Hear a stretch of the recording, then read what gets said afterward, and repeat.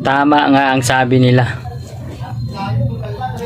Pag wala ka ng pera, wala ka ng kwenta.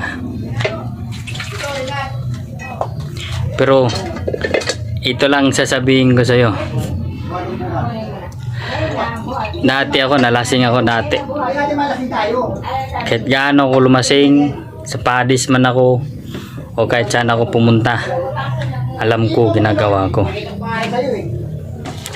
Pero alam ko, sinadya mo yan. Kasi wala na akong kwenta sa inyo. Tatanungin kita. Kasi kanina nagbibilang ka eh. Tangina mo. Kung di lang ako nakapigil, tinadya ka na kita. Sa panahon na akong gumastos kahit piso, wala kayong binunot.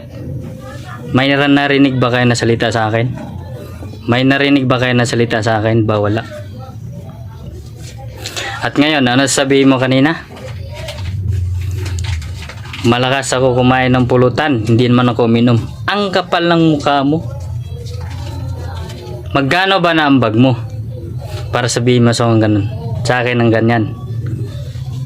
Dati, sa inuman, sinong bangka ako? Sa umiinom pa ako, sinong nagbangka ako? Libo-libong gastos ko. May narinig kayo? May narinig kayo sa akin? Binibilangan ko kayo ba hindi? Kasi hindi ganyan ang ugali ko.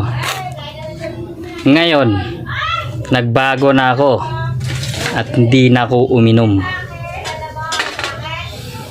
Siyempre, niyaya lang ako ng pinsan ko para pumunta. Pumunta ako para kumanta. At bakit? Inubos ko bang pulutan mo? Ilang kuha ko nga lang dun eh. Yan ang hirap sa'yo. Pag wala na akong maambag sa inyo, ganyan ang salita mo. Pero mali ka pre. Swerte ka lang. Narespeto ko yung pinsan ko. Kasi kung hindi, tinadya ka na kita.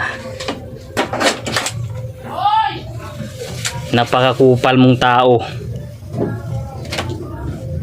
Sa mga oras na akong gumastos lahat, may rinig kayo? Sinasabihan ko kayo ng ganun? Hindi.